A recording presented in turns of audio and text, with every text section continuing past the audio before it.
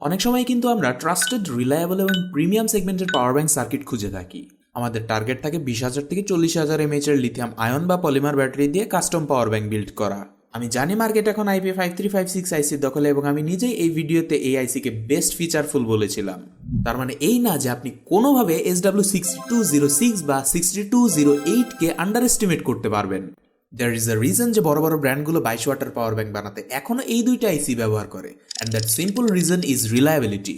বাংলাদেশের জাতীয় পাওয়ার ব্যাংকেও কিন্তু এই আইসি থাকে, বিকজ আনলাইক ইউর এক্স এটার হিস্ট্রি খুবই ভালো। এক কথায় যদি ফিচার্স সামারাইজ করতে হয় তাহলে IP5356 থেকে ভুকড্যাশ র্যাপ বাদ দিন, বাকি সব ফিচার্সই এই সার্কিটে আছে। 5 ভোল্টে 3 অ্যাম্পিয়ার বা 15 ওয়াট আউটপুট দিতে পারে, মানে এই সার্কিট দিয়ে পাওয়ার ব্যাংক বানিয়ে আপনি যেমন BLDC ফ্যান চালাতে পারবেন, তেমন IP2312 মডিউল লাগানো রাউটার অনুর এই ইউপিএসে 3 অ্যাম্পিয়ারের ইনপুট দিতে পারবেন। 5 ভোল্ট তো নর্মাল চার্জ, এখন 22 ওয়াট ফাস্ট চার্জিং এর ক্ষেত্রে সব প্রোটোকলই সাপোর্ট করে শুধুমাত্র ভুকড্যাশ র্যাপ ছাড়া। দুইটা ইউএসবি পোর্টে যেমন ফাস্ট চার্জিং সাপোর্ট করে, তেমন টাইপ সি আউটপুটেও ফাস্ট চার্জিং সাপোর্ট করে। তবে টাইপ সিতে এক্সট্রা 22 ওয়াটের পিডি এবং পিপিএস সাপোর্ট পাওয়া যায়, যেটা অ্যাপল, স্যামসাং, পিক্সেল এবং কিছু রিয়েলমি বা ওপ্পো ফোন ইউজ করে। সহজ বাংলায় নির্দিষ্ট কিছু ওয়ানপ্লাস এবং ভিভো ফোন বাদে বাকি সব ফোনকে এই পাওয়ার ব্যাংক সার্কিটটি ফাস্ট চার্জ করতে পারবে। আরেকটা কনসার্ন আমাদের থাকে যে 22 ওয়াট তো লেখা থাকে, বাট অ্যাকচুয়ালি ডেলিভার করতে পারে কিনা।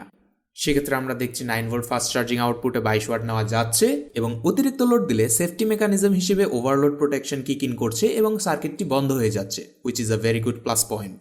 এসব ছোট ছোট সেফটি ফিচারের জন্যই কিন্তু বড় বড় ব্র্যান্ডগুলো এই আইসিটার ওপর এখনও নির্ভর করে। এখন সার্কিটের চার্জ নেওয়ার বিষয়টা যদি খেয়াল করি, টাইপ সি দিয়ে অবশ্যই ফাস্ট চার্জ নেয়, আর এনটিসি যেহেতু আছে সেহেতু চার্জ হওয়ার সময় ব্যাটারি যদি অতিরিক্ত গরম হতে থাকে সেক্ষেত্রে কিন্তু চার্জ নেওয়া বন্ধ করে দিবে। এটাও একটা ভালো সেফটি ফিচার। শুধুমাত্র টাইপ সি দিয়েই না, মাইক্রো ইউএসবি পোর্টটা দিয়েও এটাকে ফাস্ট চার্জ করা যায়, উইচ ইজ গ্রেট। এছাড়া SW6206S বা SW6208S এ কিন্তু বাইপাস চার্জিং ফিচারটা কাজ করে, মানে পাওয়ার ব্যাংক দিয়ে ফোন চার্জিংয়ের সময় আবার পাওয়ার ব্যাংকে চার্জ দিলে সেই চার্জারের পাওয়ারটা বাইপাস হয়ে ফোনে চলে আসবে। সহজ বাংলায় রাত্রে ঘুমানোর আগে এই সিস্টেম করে রেখে দিলে সকালে উঠে ফোন এবং পাওয়ার ব্যাংক দুটাই ফুল চার্জ হয়ে থাকবে। সেক্ষেত্রে কিন্তু আবার ফোন ফাস্ট চার্জ হবে না, 5 থেকে 10 ওয়াটে নর্মাল চার্জ হবে, যা রাত্রে ঘুমানোর জন্য সেফার অপশন।